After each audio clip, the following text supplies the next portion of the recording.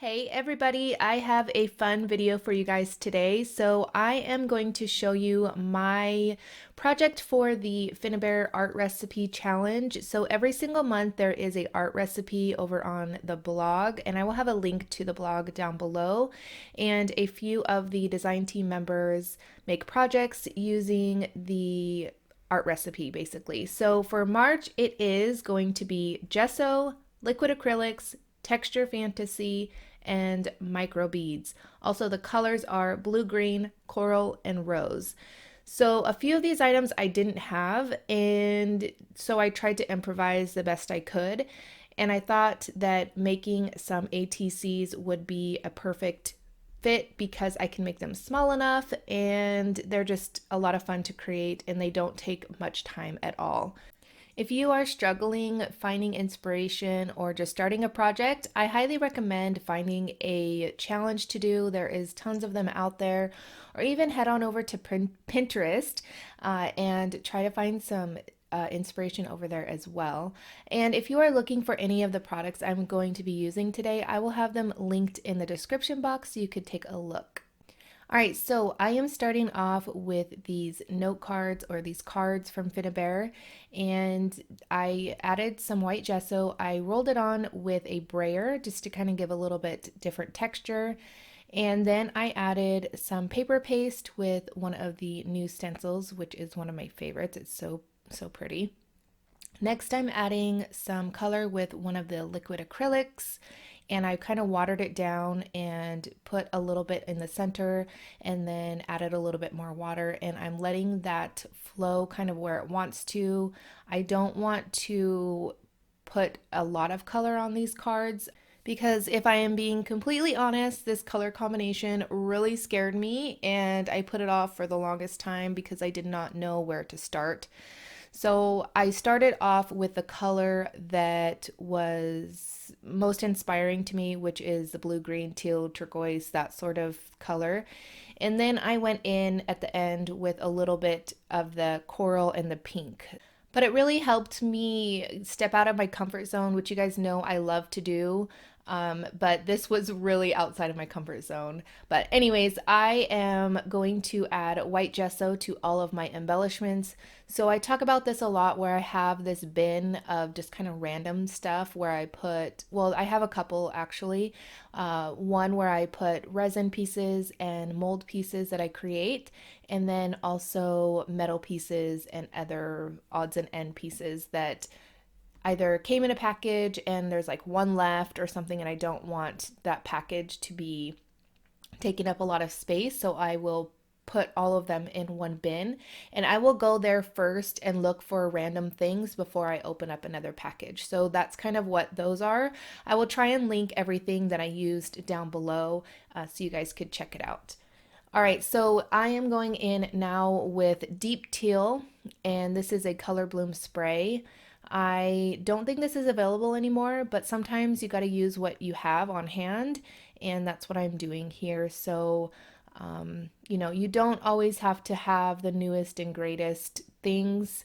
I am really learning that, and I definitely have to use up what I have. I have probably over 200 or more sprays, and I definitely have to use them up.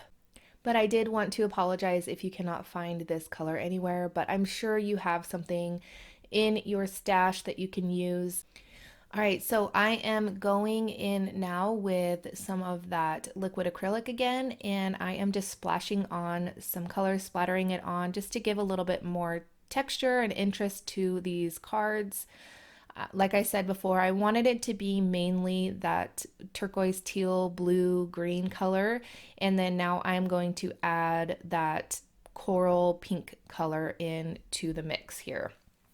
And it really got me thinking about almost like a tropical theme.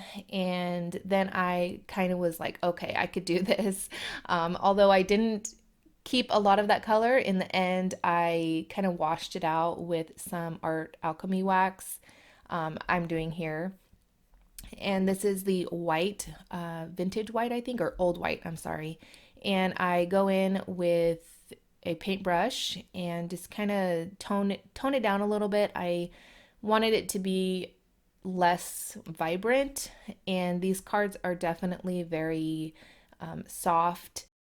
All right, so again, I am adding the matte white wax, and I really like this look. So I did a video recently on using this in the same way you would normally use white gesso. So kind of just to whitewash things or add a little bit of highlights to flowers, or, anything that we do to highlight our projects and when we would normally use white gesso.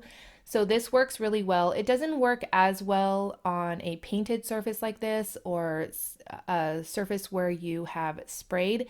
It works great on paper flowers, which that's what I had shown in the video.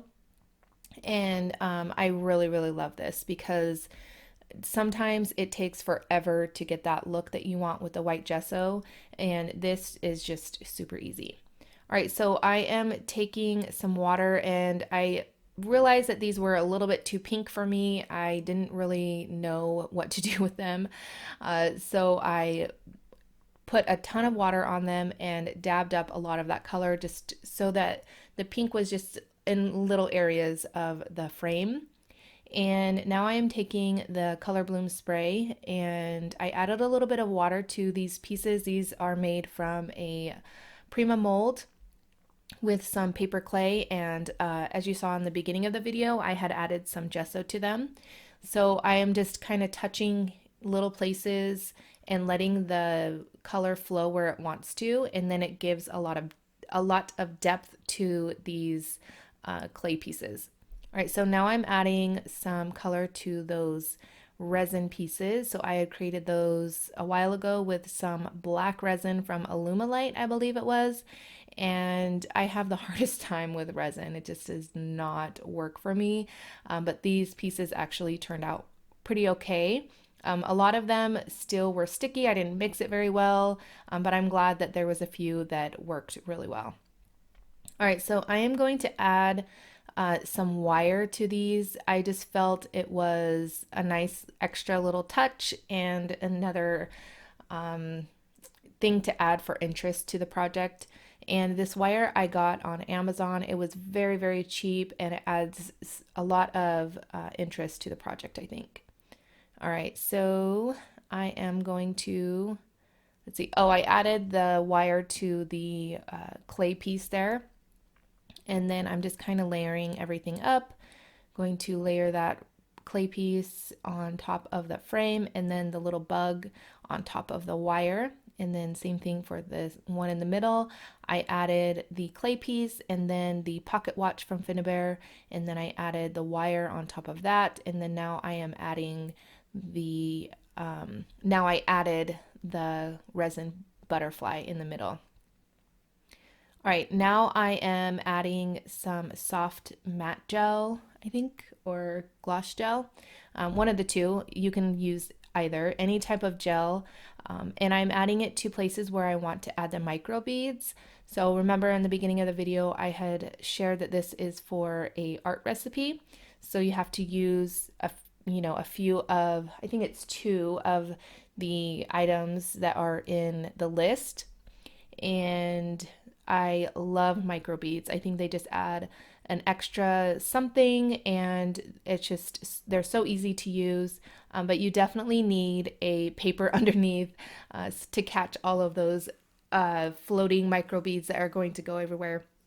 You don't want to waste any of them, so you just put them back. All right, so now I'm going in with some acrylic paint, and I can't remember the exact color, but I will have it listed down below.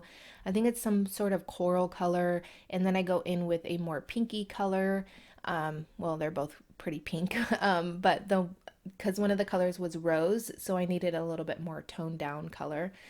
So I just kind of splatter that on just to give a little bit more color, because the colors are blue, green, coral, and rose. All right, so now I'm going in with that old white matte wax. I have to think of that before I say it. I get tongue twisted. And then that just highlights some of the areas and the texture and the details on a lot of the embellishments that I used. Now I'm going in with some watered down gesso to add white splatters. You guys know that I absolutely love white splatters, and I wanted to make sure that I use gesso in different ways because that is one of the items for this art recipe. And I love the kind of splashes and just different texture the gesso gives rather than using a spray, just something different. But that is going to complete this project and this video. I hope you guys enjoyed. If you did, please give it a thumbs up. If you are new to my channel, I hope you subscribe. I have all of my other social media links down in the description box as well as the supply list. And I want to thank you guys so much for watching. And I love reading your comments, so leave one down below just letting me know what you are creating. And I want to thank you guys again, and I'll catch you guys later. Bye.